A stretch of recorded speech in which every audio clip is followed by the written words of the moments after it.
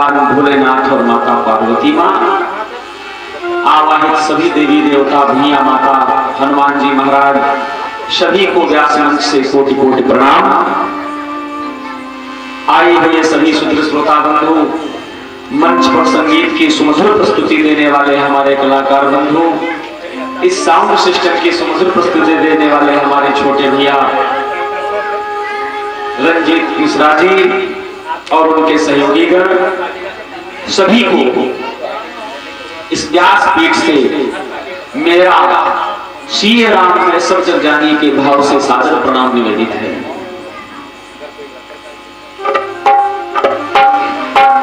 तो आज की पावन कथा प्रारंभ की जाए। आप सभी लोग कथा में प्रवेश करें।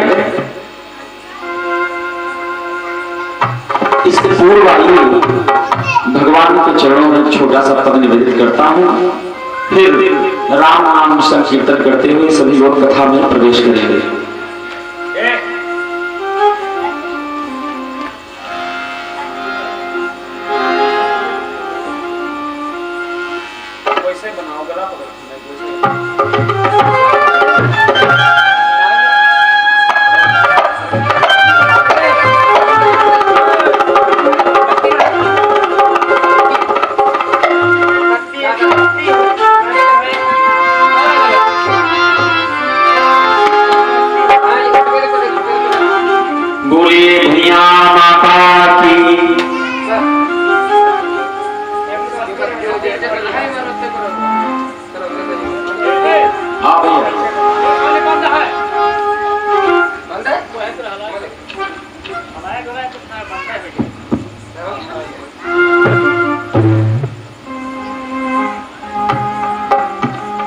हमसे भैया जी ने कहा एक भजन सुनाने के लिए, तो ध्यान दीजिएगा, वही भजन आप लोगों को सुनाएंगे।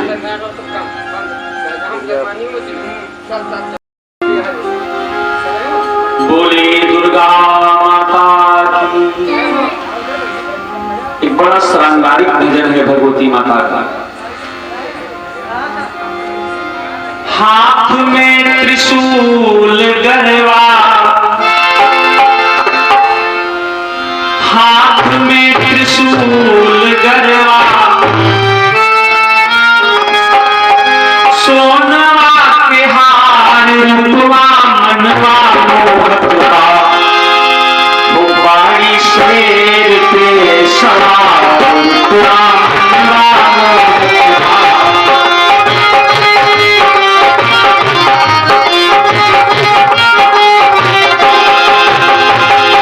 हाथ में त्रिशूल गरवा, हाथ में त्रिशूल गरवा, सोनवा के हार रूपवा मनवा मोहतवा, कि बाड़ी शेर पे सवार रूपवा मनवा मोहतवा।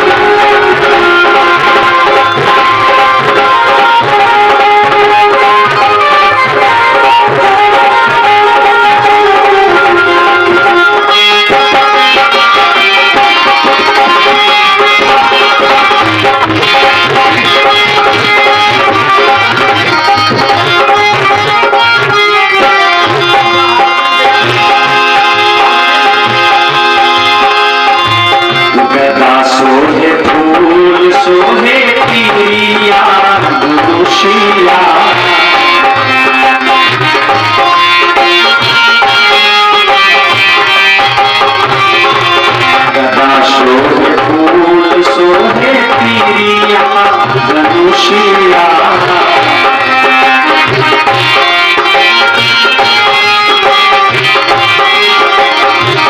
लाल रंग साड़ी शोभे चांद सी सुरतिया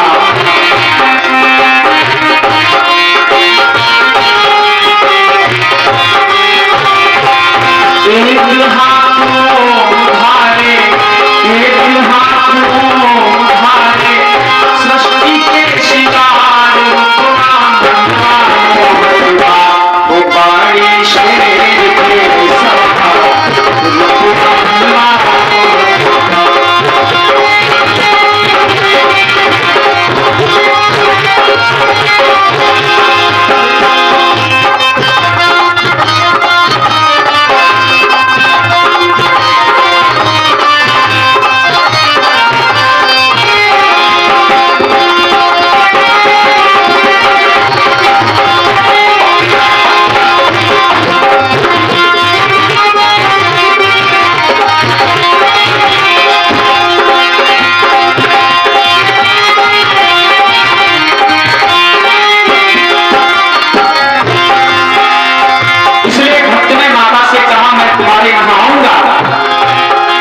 श्रृंगार करूंगा कैसे नरियर चढ़ी पानी धूप अगरबत्तियां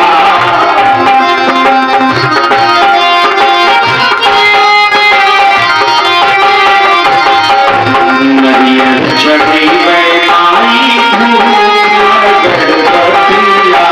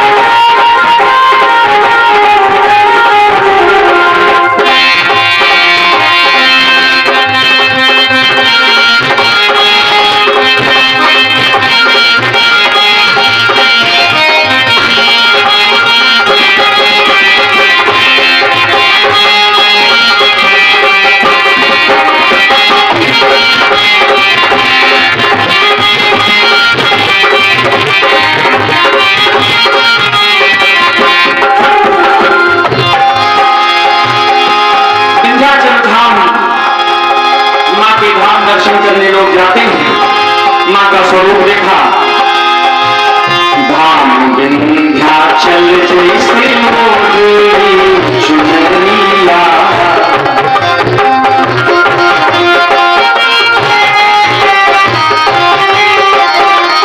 धाम विंध्याचल जैसे चुनरिया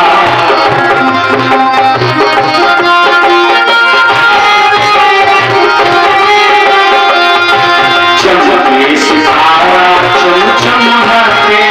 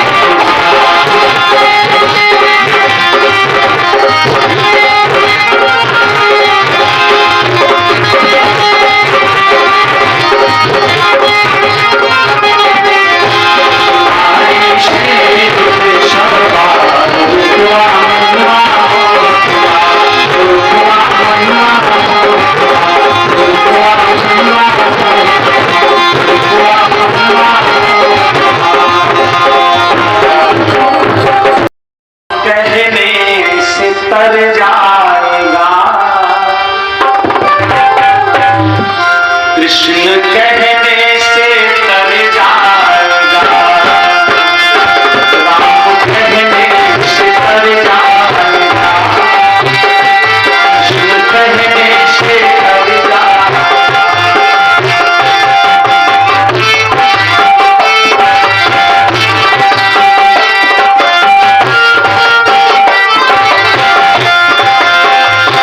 राम कहने से तर जाएगा, कृष्ण कहने से तर जाएगा।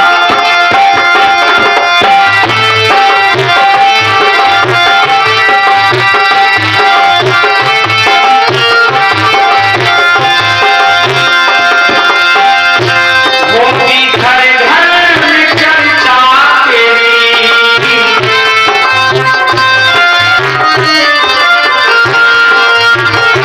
होगी घर घर में चर्चा तेरी, जिस गली से गुजर जाएगा, कृष्ण कहने से कर जाएगा।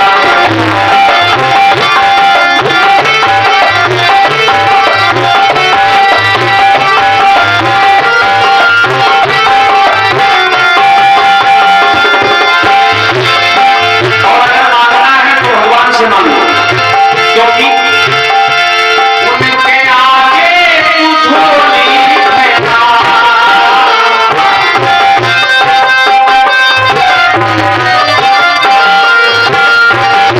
दाता झोली तो भर जाएगा, दाता झोली तो भर जाएगा, कृष्ण कहने से कर जाएगा।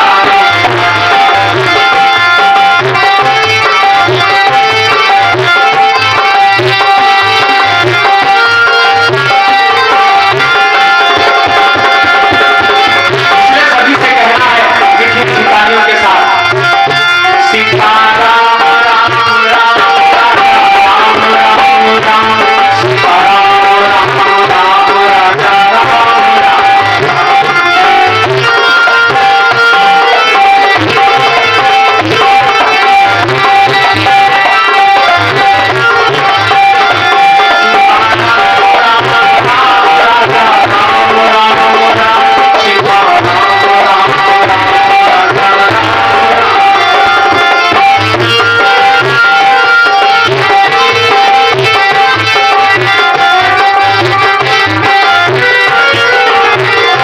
राधे श्याम श्याम श्याम, राधे श्याम श्याम श्याम, सीता राम राम राम राजा राम राम।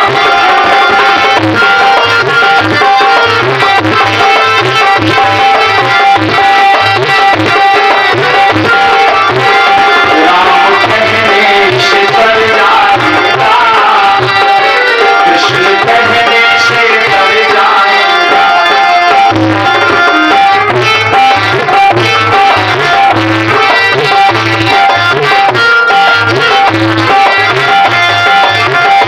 कृष्ण कहने से तर जाएगा, कृष्ण कहने से तर जाएगा।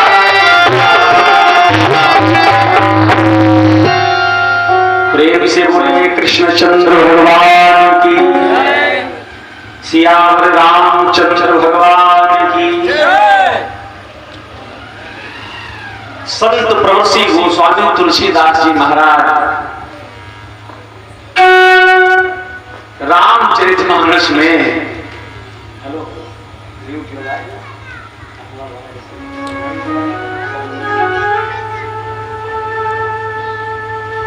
एक चौपाई के माध्यम से बताते हैं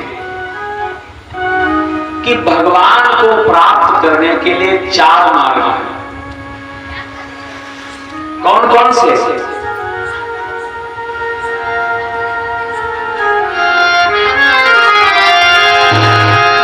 बोले भाव तो भाव, अनख आलस हो, अरे नाम जपत मंगल दिशि दश हो। बड़े ध्यान से सुनिएगा, भाव से, कुभाव से, अनख माने क्रोध, क्रोध से।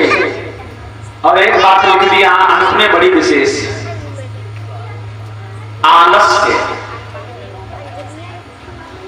चार मार्ग हैं, कोई भी चुन लो। कौन कौन बोले? भाई, कुभाय, अनख, आलस हो। किसी भी प्रकार से नाम जपत मंगल ऋषि रस हो। तो पहला क्या है? बोले भाव। ध्यान दीजिएगा, चाहे परमात्मा का नाम आप भाव से ले, भाव तो इतनी जल्दी बनता नहीं है, अरे भगवान के नाम लेने की बात है, हम लोग तो सब्जी लेने जाते वहां भी भाव नहीं बनता है। मार्केट में, बाजार में सब्जी लेने जाओ तो एक दुकान पर भाव नहीं बनता तो दूसरी दुकान पर जाना पड़ता है। तो दूसरी दुकान पर भाव बन गया तो ठीक, नहीं तो तीसरी पर जाना पड़ेगा।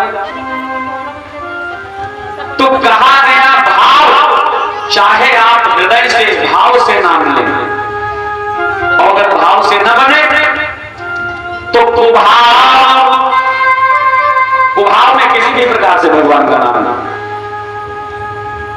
कुभाव का मतलब मन नाय कहा था लेकिन नाम ले रहे थे। तीसरा है अनख, चाहे क्रोध में भगवान का नाम लिया जाए, अनख माने क्रोध, और चाहे आलस्य में आलस हो।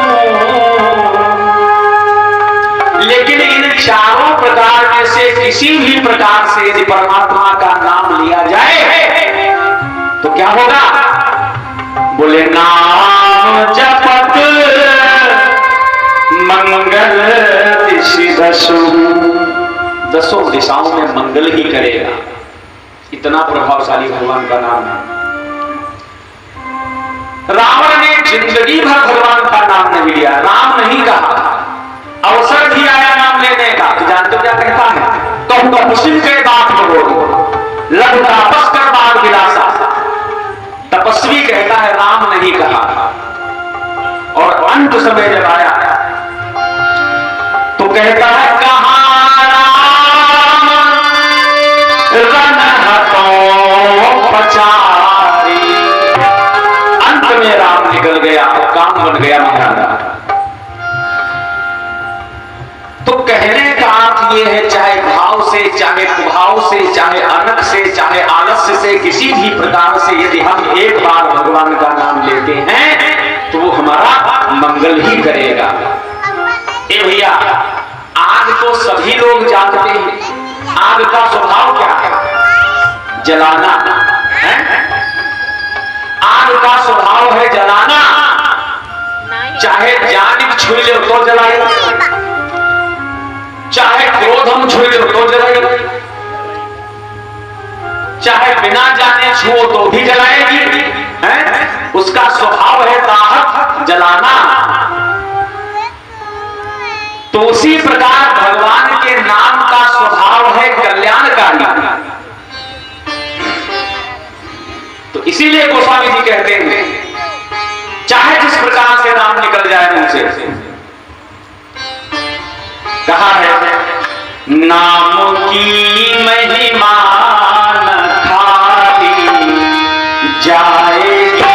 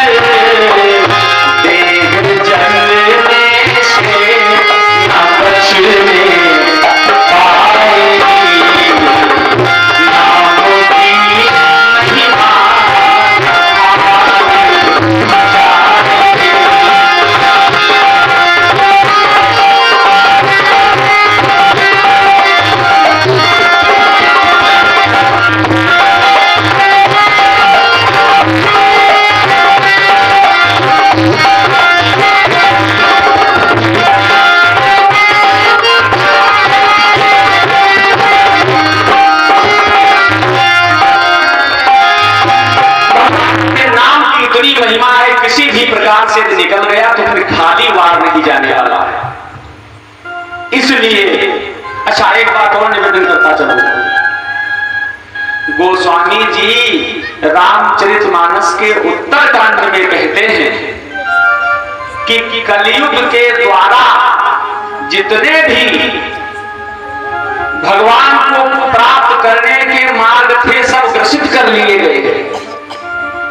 यानी भगवान को पाने का मार्ग क्या क्या था, कोई यज्ञ करके प्राप्त करता था, कोई बड़े बड़े जप तपस्या करके, ये सब मार्ग थे भगवान को पाने के। लेकिन कलयुग में कहा गया यत्फलं नास्ति तपसा न योगे समाधिनः तत्फलं लभते सम्यक् कलौ केशव कीर्तनात्।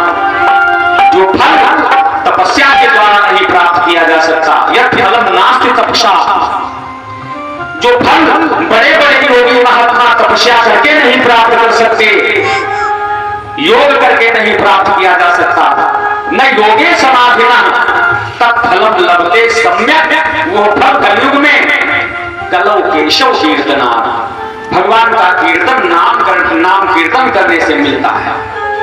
बाबा लिखते हैं यही कलिकाल न साधन दूजा, जय जय सिया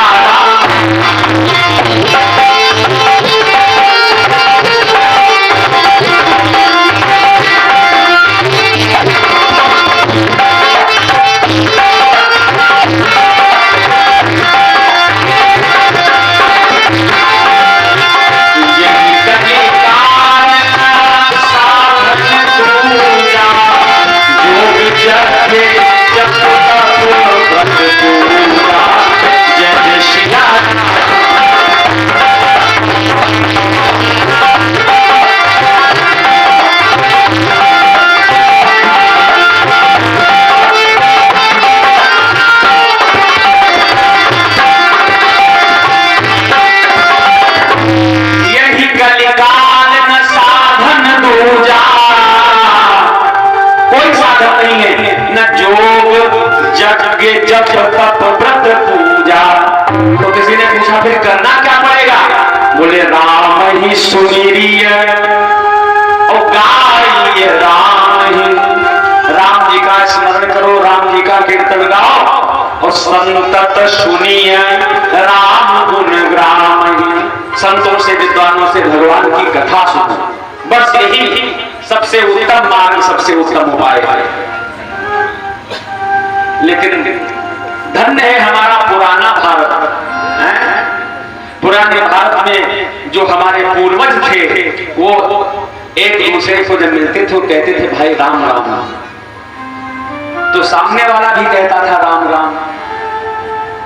अब तो राम राम करने को किसी की फुर्सत ही नहीं है।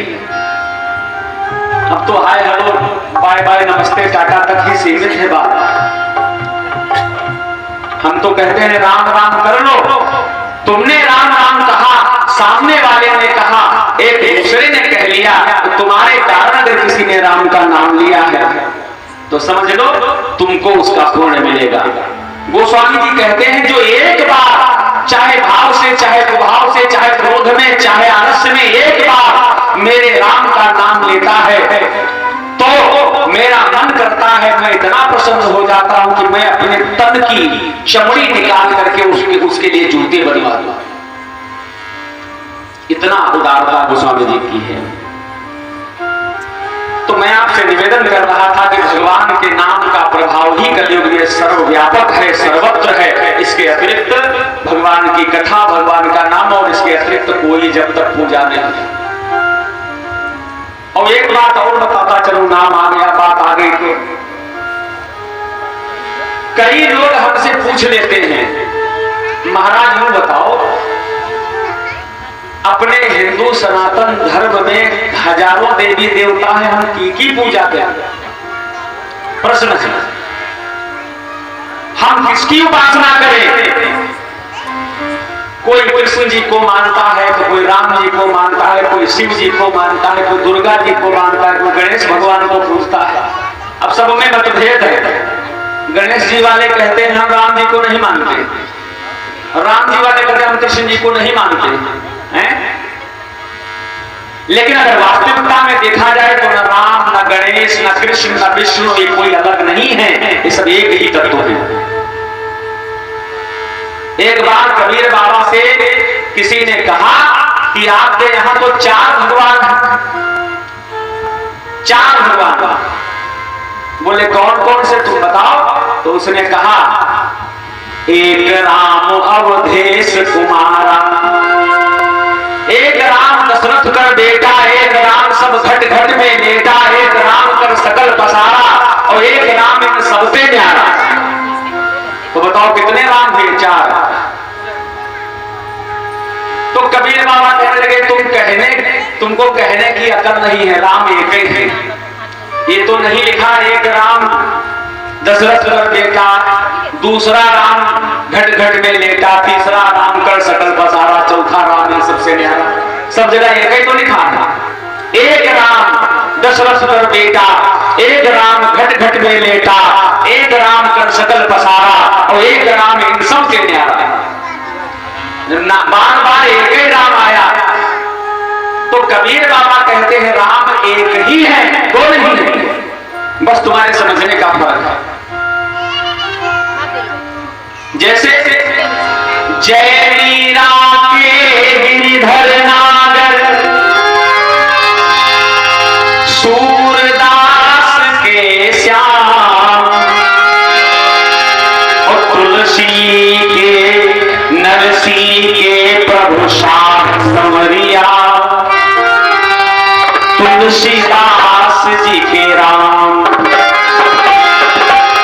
तो मीरा के तो गिरिधर नागर और सूरदास के श्याम। तो जो संत हैं, जय मीरा के गिरिधर नागर, सूरदास के श्याम, और नरसी के प्रभु शाह समरिया।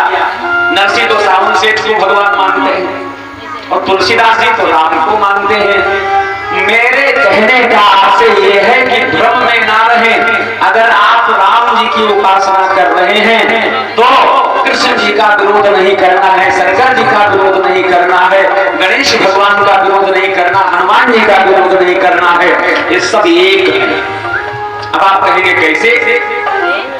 जब इनके नाम अलग अलग हैं, इनके रूप अलग अलग हैं, इनकी लीलाएं अलग अलग हैं, तो सब एक कैसे? एक उदाहरण से समझे इस बात का। तो समझाऊंगा तो तब जब पूरा ध्यान आप देंगे। ये जो अनेक देवी देवता हैं जिनकी हम अलग अलग नाम और रूप में पूजा कर रहे हैं, ये सब एक है। कैसे? देखिएगा। जैसे आप किसी हलवाई की दुकान पर जाए और उससे कह दीजिए हमको अपनी दुकान से थोड़ा मीठा दे दे। अब हलवाई के पास जो भी चीजें रखी है सब मीठा ही है। नाम बताओ कि हमको जलेबी दे दो, रसगुल्ला दे दो, पेड़ा दे दो, बर्फी दे दो, मीठा दे दो। बताओ हलवाई को मीठा दे पाना मुश्किल हो जाएगा कि नहीं मुश्किल हो जाएगा? कौन सा मीठा दे दे, यही तो पूछेगा। हमारे पास तो सब मीठा है, कौन सा मीठा दे दे? पेड़ा लोगे, बर्फी लोगे, जलेबी लोगे, रसगुल्ला लोगे, बालूशाही लोगे, क्या लोगे? तो आपको कोई ना कोई नाम बताना पड़ेगा है कि भाई हमको पेड़ा दे दीजिए। अच्छा तुमने पेड़ा ले लिया, तुम्हारे जैसे 3 लोग और आ गए, तो किसी ने जलेबी ले लिया, तो किसी ने बालूशाही ले लिया, तो किसी ने रसगुल्ला ले लिया, और चारों लोग अपनी अपनी पसंद का मीठा लेकर के और होटल में एक ही मेज पर रख करके 4 कुर्सियों पर बैठकर खाने लगे। अब देखिए जो रसगुल्ला खा रहा है वो जलेबी खाने वाले से ये नहीं कह रहा है तुम जलेबी काहे खा रहे हो, रसगुल्ला खाओ। उसकी रुचि रसगुल्ला में है तो रसगुल्ला खा रहा है। जलेबी वाला रसगुल्ला वाले का विरोध नहीं कर रहा है, बर्फी वाला जलेबी वाले का विरोध नहीं कर रहा है, बालूशाही वाला रसगुल्ला वाले का विरोध नहीं कर रहा है, सब अपना अपना खा रहे हैं। लेकिन थोड़ा विचार करिए, सबको स्वाद काहे का मिल रहा है? मिठाई का तो ही कि रसगुल्ला कड़ू है, जलेबी खट्टी है, बालूशाही नमकीन है, सब मीठा खा रहे हैं। लेकिन इन सब में चाहे रसगुल्ला हो, चाहे जलेबी हो, चाहे बालूशाही हो, चाहे बर्फी हो, चाहे कुछ भी हो, इस सब में स्वाद एक ही तत्व का है, मिठाई का। सब मीठा ही है, सबको मिठाई का ही स्वाद लग रहा है। ध्यान से समझ गए बात हमारी? सबको स्वाद मिठाई का ही मिल रहा है। तो मैं आपसे कहना चाह रहा हूं, चाहे राम जी की उपासना करें, चाहे कृष्ण जी की उपासना करें, चाहे गणेश भगवान की उपासना करें, चाहे विष्णु भगवान की उपासना करें, चाहे हनुमान जी की पूजा करें, ये सब नाम और रूप अलग अलग हैं, किंतु इनमें सब में वस्तुतः तत्व एक ही है, उस परमात्मा का। समझ में आई बात? सब में मूल रूप से देखा जाए तो परमात्मा ही विराजमान है। इसलिए जिसको आप अपना इष्ट मानते हैं, चाहे शंकर जी को मानते हैं तो शंकर जी को इष्ट मानो, कोई बुराई नहीं है। लेकिन यूं ना कि शंकर जी का इष्ट माने तो राम जी का गरिया हो जाएगा।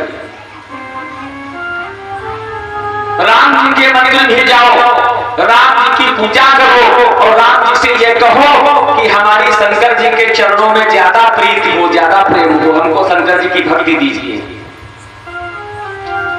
तो कहने का अर्थ ये है, जो नाम जो रूप आपको अच्छा लगे उसकी उपासना कीजिए।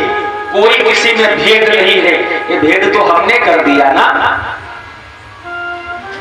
दूसरा उदाहरण दे, जैसे हम एक हैं लेकिन हम अपनी पत्नी के पति हैं, हम अपने पुत्र के पिता हैं, हम अपने पिता के पुत्र हैं, हम अपने गुरु के शिष्य हैं, हम अपने शिष्य के गुरु हैं, हम अपने भाई के भाई हैं, हम आपके लिए पंडित जी हैं। लेकिन हम एक ही तो हैं कि हम 10-5 हो गए। पत्नी के लिए अलग पति हैं, बच्चों के लिए अलग पिता है, कुछ ऐसा तो नहीं है, हम तो एक ही हैं। लेकिन पत्नी हमें पति के रूप में देख रही है, पुत्र हमें पिता के रूप में देख रहा है, पिता हमें पुत्र के रूप में देख रहा है, गुरु हमें शिष्य के रूप में देख रहा है। आप सब लोग हमें अपना भाई, अपना मित्र या अपना गांव का हितैषी देख रहे हैं, लेकिन हम एक ही हैं, हम 4-5 नहीं हो गए। तो मैं आपसे निवेदन कर रहा हूं कि भगवान एक ही है, जो नाम जो रूप रुचे, जो अच्छा लगे उसका आप उपासना कीजिए, वहीं से कल्याण होगा। जहां विश्वास हो जाए, जहां आस्था बन जाए। क्यों भाई? कई लोग तो किसी राम कृष्ण की उपासना नहीं करते हैं। अब तो भारत में बड़ी विडंबना है, सब अलग अलग धर्म ग्रंथ मजहब बन गए। अब राम कृष्ण और शिव गणेश हनुमान इनको मानने वाले खत्म हो गए हैं। अब तो नए नए भगवान बनाए जा रहे हैं कलयुग में। नाम नहीं लेंगे मंच से, क्योंकि ये धर्म मंच है। हम अगर नाम लेंगे तो यहां से लोगों को यह लगेगा कि किसी धर्म की बुराई कर रहे हैं। हम किसी धर्म संप्रदाय की बुराई नहीं कर रहे हैं, लेकिन हम सनातनियों के बीच में से ही कुछ लोग उठ करके जाते हैं और वो अलग अलग नए नए देवी देवता बना रहे हैं। उनको हमारे बजरंगबली पर भरोसा नहीं है, न जाने कहां कहां माथा फोड़ते हैं। ये भैया एक बात आपको बतावें, इससे पिछले जब कथा हुई यहां तो एक ढोलक बजाने आया था लड़का सुनावा का, अजय विश्वकर्मा। उसको कुछ प्रेत बाधा थी, बहुत परेशान। हमारे साथ श्रावस्ती गया कथा बजाने, तो वहां उसको दाब लिया, वो कहने लगा हमको महाराज रात में उड़ा ले गया ऊपर, बहुत परेशान। और परेशान थे किंतु अपने धर्म के देवी देवताओं पर विश्वास नहीं था। न जाने कितनी चद्दरी चढ़ाई, न जाने कितना चिराग जलाए, 10 वर्ष परेशान रहे।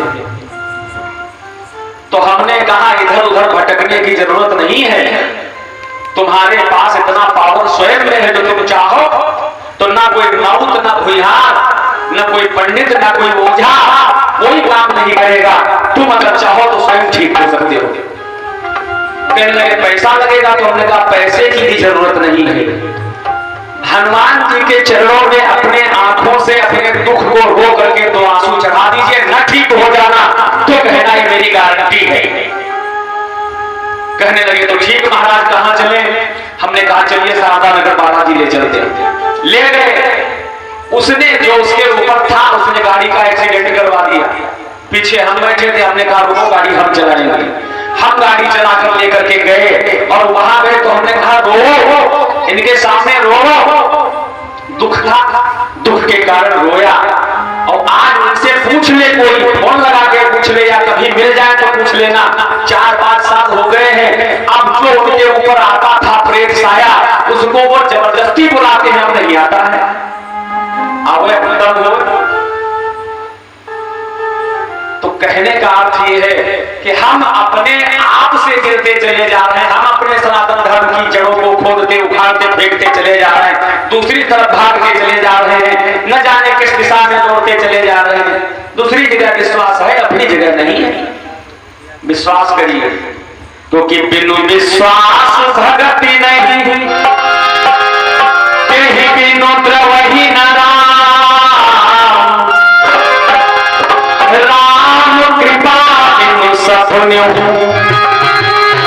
जीवन विश्राम। माता शबरी को विश्वास था कि एक दिन भगवान आएंगे, हैं?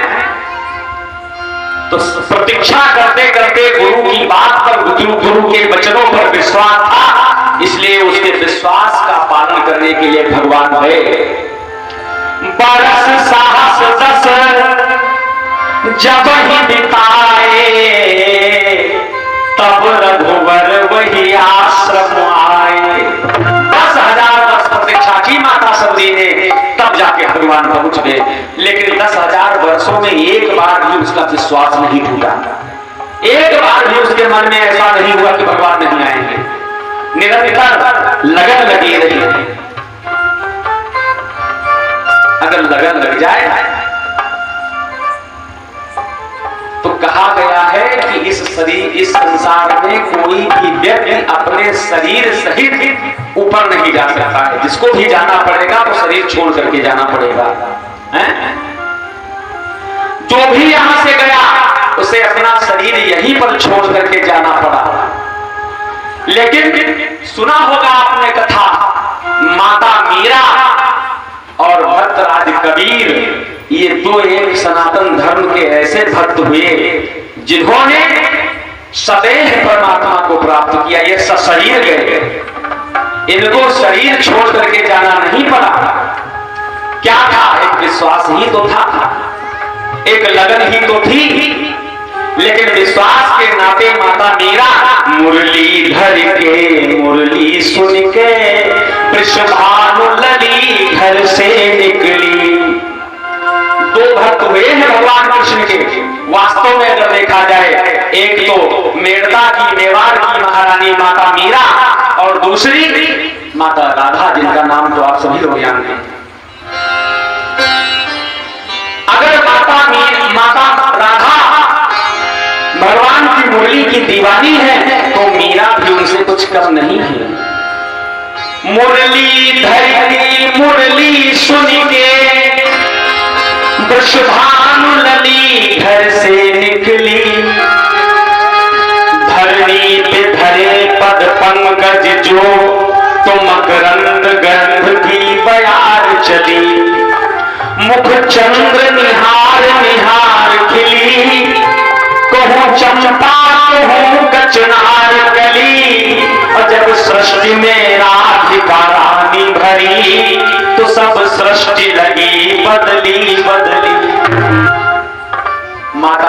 राधा का भगवान से अनन्य प्रेम है। मैं चर्चा कर रहा हूं, विश्वास कीजिए। अब ध्यान दीजिए, राधा को तो छोड़कर कन्हैया चले गए, मैया राधा को छोड़कर के तो भगवान श्याम सुंदर चले गए, किंतु मीरा की भक्ति कैसी है। श्याम के नाम को थाम के प्रीत के धाम में नाम कमा गई मीरा। नाम थाम लिया श्याम सुंदर का, और जीवन के एक तारे के तार पे एक ही नाम रमा गई मीरा। जोगी जतियो कपी सबके कर, जोगी जतियो कपी सबके कर, प्रीत की रीत थमा गई मीरा। तो भगवान से जब इतना प्रेम हुआ कि सारे तपस्वी मीरा के प्रेम के पीछे हो गए, तो अंत में श्याम सुंदर ने जानते हो क्या किया, जो कन्हैया राधा को छोड़ करके आए थे उनको जानते हो क्या करना पड़ा, संसार के नियम का उल्लंघन करना पड़ा। नियम क्या है, मृत्यु लोक में कोई सदैव परमात्मा तक नहीं जा सकता, लेकिन जोगी जतियो कपी सबके कर, प्रीत का रंग थमा गई मीरा। और प्राण समाए जो श्याम उन्हीं में, शरीर समेत समा गई मीरा। सदैव भगवान कृष्ण की मूर्ति में विलीन हो गई। महाराज मेवाड़ के राणा महाराणा प्रताप माता मीरा को लेने गए और कहने लगे, मां मैं तुम्हें लेने आया हूं। तो माता मीरा ने कहा, राणा थोड़ी देर प्रतीक्षा करो, मैं अभी आती हूं। और भगवान के मंदिर में माता मीरा गई, पट बंद कर लिया, दरवाजे बंद करके माता मीरा जैसे कृष्ण की मूर्ति के सामने बैठी। थोड़ी देर बाद सदैव विग्रह सहित माता मीरा भगवान श्री कृष्ण के समाहित हो गई, शरीर में समाहित हो गई। किवाड़ खोले गए तो मीरा नहीं मिली। क्या है विश्वास, विश्वास जोड़ लीजिए। जिस दिन आपका विश्वास पुष्ट हो जाएगा, उस दिन आपको किसी यज्ञ किसी अनुष्ठान की आवश्यकता नहीं। भगवान तो आप ही के पास बैठा है। सब घट में रो साइयां, खाली घट ना कोय, बलिहारी घटन की जा घट प्रगट। प्रकट करना आपको पड़ेगा। बोले राम कृष्ण भगवान की, जोर से बोलो भाई, संख्या अधिकम नहीं है। बोले भगवान बिहारी लाल की, और जोर से बोलो श्री हनुमान जी महाराज की। तो जो लोग दिन में आए थे वो हमें कृपा करके बताएं कि दिन में कथा कहां छोड़ी गई थी। बताओ, तुम बताओ। तुम सती जी के तरह कथा सुना था।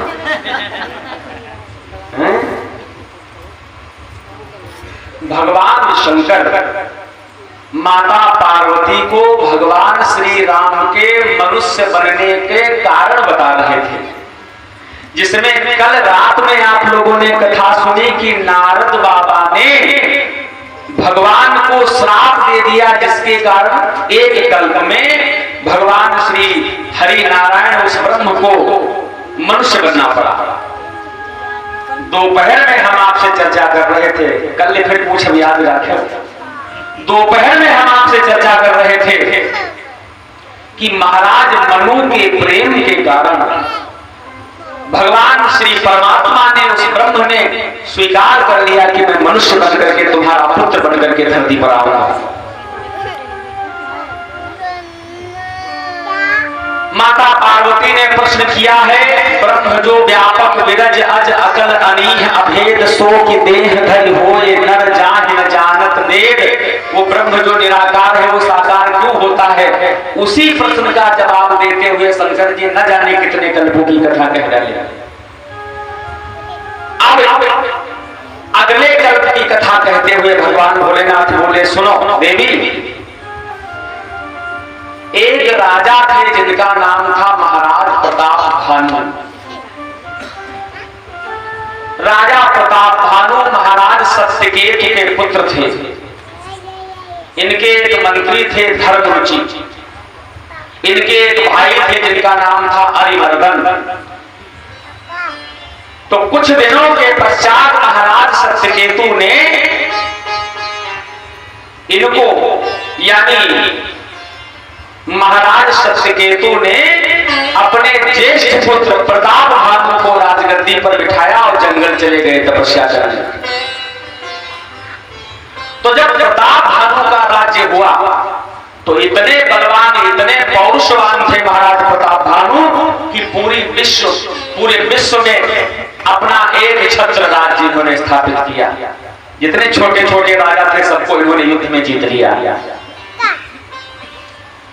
युद्ध में जीतने के बाद जीते हुए राजाओं को अपने यहाँ रख लिए। फिर जब महात्माओं ने इनके द्वारा यज्ञ करवाई, धार्मिक उपदेश दिया, तो इनको लगा कि हमने युद्ध में राजाओं को जीत लिया है, लेकिन बंदी बनाकर रखना हमारा कर्तव्य नहीं, इसलिए छोड़ दिया।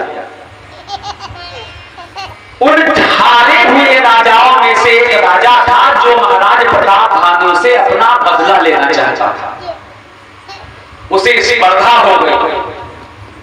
उसने प्रण कर लिया कि मैं राजा प्रताप भानु से अपना बदला लूंगा। तो उसी जलन के कारण वो हारा हुआ राजा जंगल में जाकर के एक काल केतु नाम के राक्षस के साथ रहने लगा, कपटी महात्मा बनकर के। एक दिन की बात, महाराज प्रताप भानु मृगया के लिए निकले, शिकार खेलने के लिए निकले। तो जब महाराज प्रताप भानु शिकार खेलने के लिए जंगल में गए, शिकार खेलते खेलते इनको बड़ी देर हो गई। वो काल केतु नाम का राक्षस था, वो सुअर बन करके इनको दौड़ाने लगा जंगल में, घोर जंगल में ले गया। उसी के पीछे, उसको शिकार समझ करके उसी के पीछे भागते हुए घने सघन जंगल में महाराज प्रताप भानु पहुंचे। अब अंधेरा हो गया, रात हो गई। इतना विशाल काय जंगल की महाराज प्रताप भानु को ढूंढने से रास्ता नहीं मिल रहा है, मार्ग नहीं मिला। तो राजा प्रताप भानु भटकते हुए, दुखी, प्यास से, भूख से और जंगल में अंधेरे में भटकते हुए उसी कपटी राजा के पास पहुंचे जो इनसे बदला लेने के लिए काल केतु राक्षस के साथ जंगल में रह रहा था। वो तो प्रतीक्षा कर रहा था और काल केतु को इसीलिए भेजा गया था, तुम किसी भी प्रकार से राजा प्रताप भानु को मेरे पास ले आओ, हमें उनसे अपना पुराना बैर चुकाना है। ले आया। तो जैसे पहुंचे तो गोस्वामी जी कहते हैं वही हारा हुआ राजा नकली महात्मा बना बैठा हुआ है। वो हारा हुआ राजा नकली महात्मा का वेश बना करके जंगल में बैठा हुआ है। और जब राजा प्रताप भानु पहुंचे, कहते हैं गोस्वामी जी ने कहा, निशा घोर गंभीर बन पंथ न सुनहु सुजान, बसहु आज अस जान तुम जाए हो होत बिहान। उस हारे हुए राजा ने जो महात्मा बना बैठा है, उसने जब प्रताप भानु राजा को देखा तो बिठा लिया और वार्तालाप होने लगी। कहता है, आसन दीर्घ अस्तर जानी पुण्य तापस बोले मृदवानी। वो हारा हुआ राजा महाराज प्रताप भानु को आसन देता है और फिर कहने लगा, सुनो राजन, तुम तो चक्रवर्ती सम्राट लगते हो, कौन हो तुम? देखो जानता सब है, लेकिन अपने आप को छुपाने के लिए कहता है तुम तो चक्रवर्ती सम्राट लगते हो, तुम कौन हो? महाराज प्रताप भानु ने भी उससे झूठ बोला। कहते हैं ये परमाणु इतनी जल्दी असर करते हैं, अगर झूठे व्यक्ति के संपर्क में ज्यादा रहोगे तो तुम भी जल्दी झूठ बोलना सीख जाओगे। क्योंकि उसके परमाणु तुम्हारे ऊपर इतनी जल्दी अटैक करेंगे कि तुम भी उसी तरह के होने लगोगे। जैसा संग वैसा रंग। तो वो कपटी हारा हुआ राजा नकली महात्मा बना बैठा है, और उसने नकली बना बैठा तो उसने कहा कि आप कौन हैं? आपके शरीर में जो लक्षण दिखाई देते हैं, आपके स्वभाव में जो लक्षण दिखाई देते हैं, वो तो एक चक्रवर्ती राजा के लगते हैं। तो अब कपटी महात्मा के पूछने पर महाराज प्रताप भानु, जो कभी झूठ नहीं बोलते थे, वो भी झूठ बोलने लगे। तो क्या बोले? नामो प्रताप भानु अवनीशा,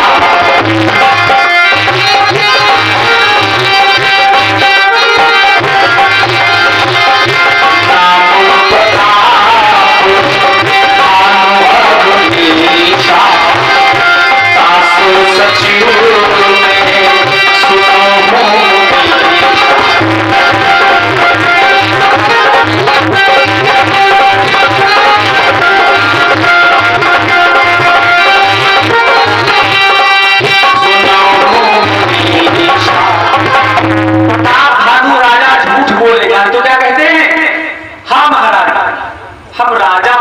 चक्रवर्ती सम्राट तो नहीं है, लेकिन एक राजा है महाराज प्रताप भानु, हम उनके मंत्री हैं। नाम प्रताप भानु अवनीशा तासु सचिव, हम उनके मंत्री हैं। तो उस कपटी महात्मा ने पूछा, तो ये बताओ तुम जंगल में अकेले क्यों घूम रहे हो? देखो सब जानता है लेकिन पूछ रहा है। तो कहते हैं, फिरत अहेरे पयो भुलाई, बड़े भाग देखो पद आई। मैं तो आखेट करने के लिए जंगल में घूम रहा था, मेरा बड़ा भाग्य जो आप जैसे महात्मा के दर्शन हो गए। कहूं बात भयो अंधियारा, जोजन सत्तर बदल तुम्हारा। यहां से 70 योजन दूर तुम्हारा राज्य है, और बड़ा अंधेरा हो गया है। निशा घोर गंभीर पर बंधन सुनो सुजान, बसो आज बस जान तुम जाए होत बिहान। हमारे परम आदरणीय फूफा श्री सुरेश कुमार शुक्ल, पूर्व कथावाचक भी और शास्त्रीय संगीत के बड़े मूर्धन्य विद्वान, बसंतापुर से हमारे स्नेह के कारण यहाँ आए और कुछ समय दिया। इनको वापस जाना है, अब बहुत काम रहते हैं। इनके द्वारा 501 मुद्राएं भगवान श्री नारायण के चरणों में सादर ये दिए गए हैं। हम भगवान से मंगल कामना करेंगे कि सदैव इन पर कृपा बनाए रहें और इनसे आशीर्वाद की कामना करेंगे। बोलिए सियावर रामचंद्र भगवान की, और हनुमान जी महाराज की। तो मैं क्या कह रहा था आपसे, हम तो गए भूल। तुम बताओ बताओ भाई, एक का मतलब हमरे बाबा कहता है कथा सीखियो जब, तो डरायो ना, जानो सब आगे उठाए बैठे, तुम ऐसे कथा कह रहे हो। तो ऐसे कुछ न करो, कुछ सुनो समझो। बोले राम कृष्ण भगवान की। तो मैं आपसे निवेदन कर रहा था, महाराज प्रताप भानु राजा से हारा हुआ एक राजा कपटी महात्मा बना जंगल में बैठा, और शिकार खेलते हुए महाराज प्रताप भानु भी उसी कपटी हारे हुए राजा के पास पहुंच गए। तो उसने बड़े कपट पूर्वक इनसे पूछा, तुम्हारा नाम क्या है, तुम कहां से आए हो, तुम्हारा लक्षण तो राजा के जैसा दिखाई पड़ता है। इन्होंने कहा, मैं राजा नहीं हूं, राजा का मंत्री हूं। अच्छा, तो जंगल में घूमते हुए तुम्हें बड़ा अंधेरा हो गया? तो कहने लगे हाँ। अब महाराज प्रताप भानु झूठ बोलने के पश्चात कहते हैं, यहां से 70 योजन दूर हमारा नगर है, इसलिए हमने सोचा आज यहीं पर विश्राम कर ले। उस कपटी राजा के मन की बात कही तो कहने लगा अच्छी बात है, विश्राम करिए। गोस्वामी जी ने यहाँ एक उदाहरण दिया है, क्या बोले तुलसी जस भव तप्यता तैसी मिले सहाय, और आप नावे ताहि पर ताहि कहां ले जाए। ए भैया, कुछ लोग कह दिया करते हैं अगर हम जान पाई कि हम वहां जाए जाए तो एक्सीडेंट होगी तो हम जावे ना करी। क्या तुम्हारे बस में है ये? बोलो, ये तुम्हारे बस में नहीं है, सब कुछ करने कराने वाला ऊपर वाला है। तुम चाह कर भी जान कर भी कुछ नहीं कर सकते हो। इसलिए गोस्वामी जी लिखते हैं तुलसी जस भव तप्यता, जैसा लिखा होगा तुम्हारे भाग्य में तैसी मिले सहाय, आप ना आवे ताहि पर ताहि कहां ले जाए। हमको एक महाभारत का प्रसंग याद आ गया, इस बात पर आप सुना दे थोड़ा सा। जब महाभारत का संपूर्ण युद्ध समाप्त हो गया, संपूर्ण युद्ध समाप्त हो गया, अंत में महाराज परीक्षित भी मर गए, तो उनके पुत्र जन्मेजय को राजा बनाया गया। ध्यान से सुनिएगा, जन्मेजय राजा हुए तो उस समय एक दिन महाराज जन्मेजय के पास महर्षि वेदव्यास जी पहुंचे। तो जन्मेजय ने कहा, हे ऋषि राज, आप तो त्रिकालदर्शी हैं, जब आप जानते थे कि महाभारत के युद्ध में इतना भीषण नरसंहार होगा तो आपने रोका क्यों नहीं? आप जानते थे फिर भी क्यों नहीं रोका? तो महर्षि वेदव्यास ने जानते हो क्या जवाब दिया? कहने लगे जन्मेजय, जो होने वाला है उसे मैं रोक नहीं सकता, उसे मैं टाल नहीं सकता। तो जन्मेजय को क्रोध आ गया, कहने लगे अगर हम जान जाए हमारे साथ कल कुछ घटना घटने वाली है तो हम कैसे नहीं रोक लेंगे? तो महर्षि वेदव्यास ने कहा अगर ऐसी बात है तो अब सुनिए, तुम्हारे ऊपर भी कुछ दिनों के बाद एक संकट आने वाला है, अगर टाल सको तो टालो। महाराज वेदव्यास जी से कहते हैं तुम्हारे ऊपर एक दिन संकट आने वाला है, टाल सको तो टालो। तुम तो कहते हो जान जाए तो हम संकट टाल सकते हैं क्या? जन्मेजय ने कहा बताइए, उस संकट को हम आने नहीं देंगे। तो महाराज वेदव्यास जी कहने लगे सुनो, आज से कुछ दिनों के बाद हस्तिनापुर में एक मेला लगने वाला है,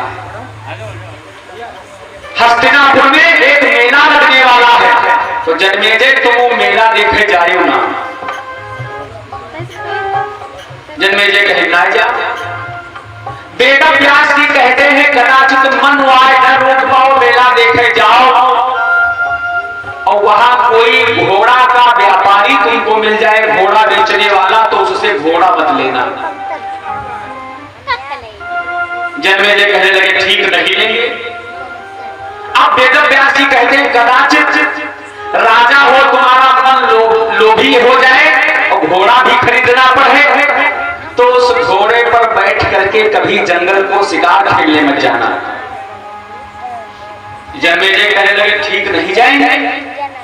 महर्षि वेदव्यास जी कहते हैं कदाचित तुम्हारा राजसी स्वभाव है, मन न माने शिकार खेलने भी चले जाओ। तो शिकार खेलने जब जंगल में जाना उस समय सावधान रहना, अगर कोई रोती हुई नारी तुमको दिखाई पड़े तो उससे कोई बातचीत मत करना। जन्मेजय कहने लगे हम जाएंगे ही नहीं। तो लगे जाओगे तो तुम जरूर, लिखा है। तो उस रोती हुई नारी से कोई बातचीत मत करना। अच्छा, फिर वेदव्यास जी बोले कदाचित तुमको दया आ जाए कि हम क्षत्रिय हैं, हमारा कर्तव्य है हम इसकी रक्षा करें, तो उस नारी की रक्षा करना तो अपने साथ न लाना।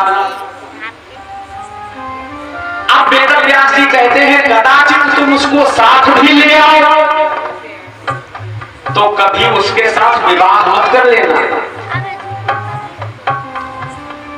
अब फिर वेद व्यास कहने लगे, मान लो न माने राजा हो, राजसी स्वभाव हो, उसके साथ विवाह भी कर ले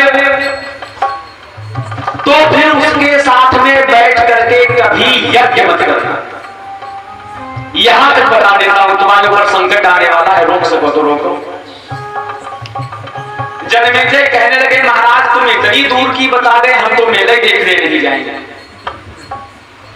देखें कैसे संकट आता है।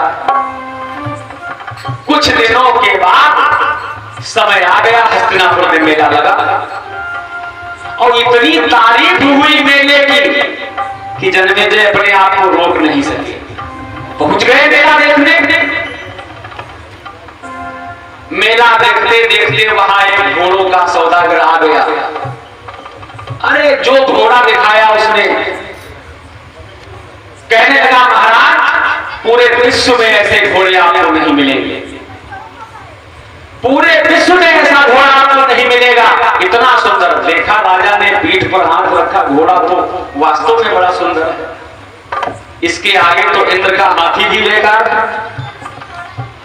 मंत्री से कहा घोड़ा ले जाओ, राजकोष से जितना धन ये चाहे दे दो। घोड़ा खरीद लिया। मैं आपसे निवेदन कर रहा हूं, तुलसी जस भव भव्यता कैसी मिले सहाय, आप ना आवे बाढ़ परताए कहां ले जाए। जो लिखा है भाग्य में उसे कोई मेट नहीं सकता। वेद व्यास जी ने कहा था घोड़ा मत खरीदना, घोड़ा खरीद लिया। मेला घूम करके आए। कुछ दिनों के बाद राजा को मन में आया कि चलो शिकार खेलने चले। तो सोचने लगे शिकार खेलने जा ही रहे, आप देखें ये घोड़ा कैसा। वेद व्यास जी की बताई हो वो बात भूल गए।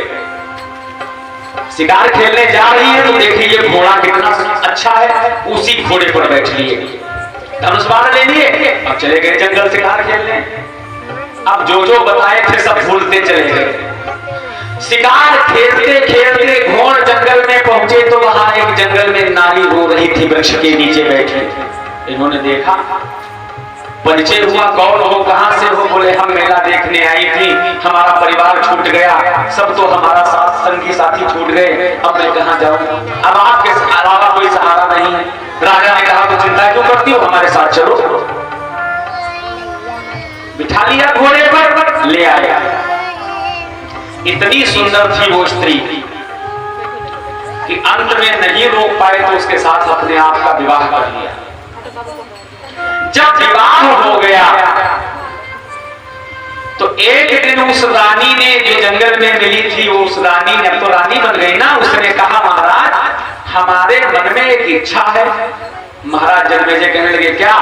उसने कहा हमारे मन में इच्छा है कि एक यज्ञ किया जाए। तो राजा कहने लगे इसमें क्या खराबी है, यज्ञ तो धार्मिक काम है, ये तो अच्छी बात है, किया जाए। अब राजसी ठाट बाट के साथ यज्ञ होना है तो मंत्री संतरी जितने थे सबको बुलाया, कहा यज्ञ का आयोजन करवाइए, ब्राह्मण देवता बुलाइए, यज्ञ प्रारंभ किया जाए। अब तो पंडित जी आ गए, यज्ञ की वेदियां बनने लगी, यज्ञ मंडप बन गया, यज्ञ प्रारंभ हो गया और वही रानी और यही राजा जनमेजय यज्ञ करने के लिए यजमान बनकर के बैठ गए। हवन प्रारंभ हुआ यज्ञ में पूजन के पश्चात।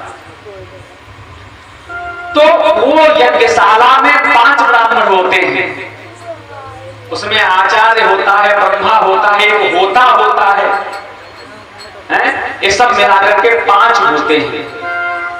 तो उसमें से एक ब्राह्मण श्लोक पढ़ रहा था, उसने कुछ अशुद्ध श्लोक पढ़ा, तो दूसरे ब्राह्मण को उसकी बात पर हंसी आ गई, वो हंसने लगा।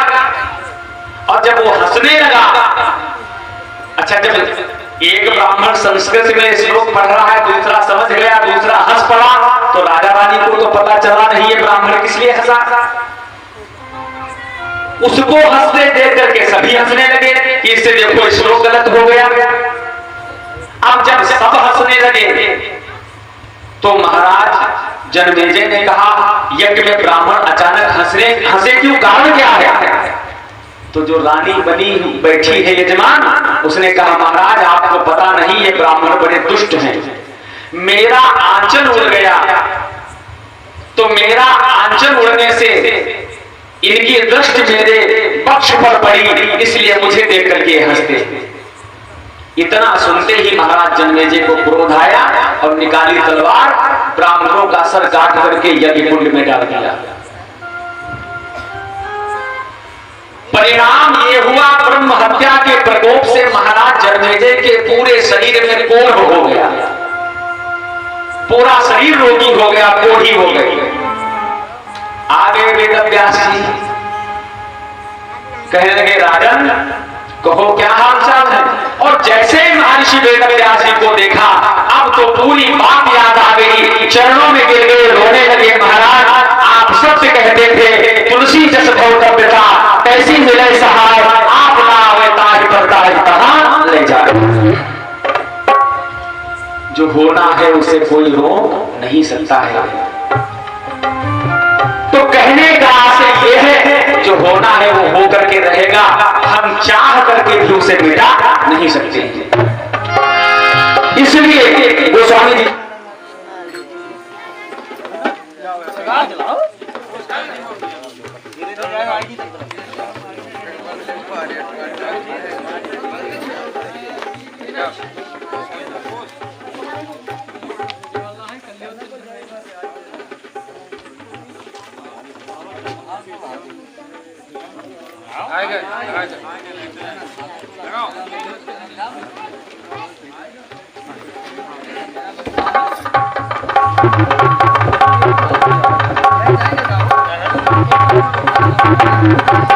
हेलो हेलो हरि ओम। हेलो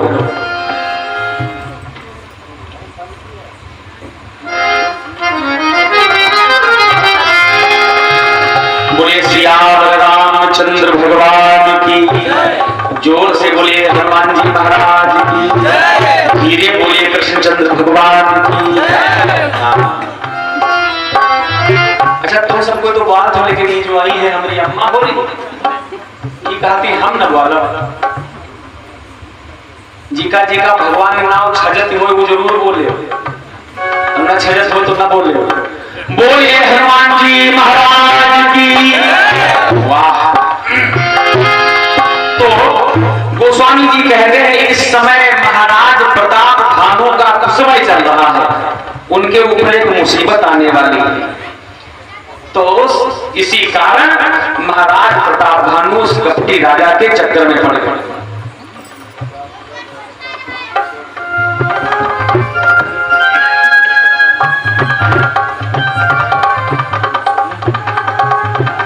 ये 50 मुद्राएं हमारे भैया दया प्रसाद जी खानपुर के ही, इनके कर कमलों से भगवान के चरणों में 50 रुपयों का दान आया है। भगवान सदैव कल्याण करें।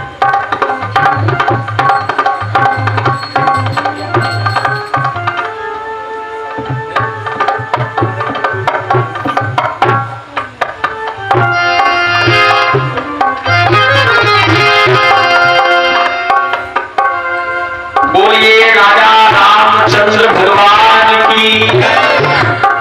थोड़ा लाइट चली गई, बीच में पैसों बोलने पड़े, तो आपका ध्यान थोड़ा इधर उधर हुआ है। भगवान का नाम लो, फिर आगे कथा सुनाते हैं। श्री कृष्ण गोविंद हरे मुरारे, हे नाथ नारायण वासुदेव।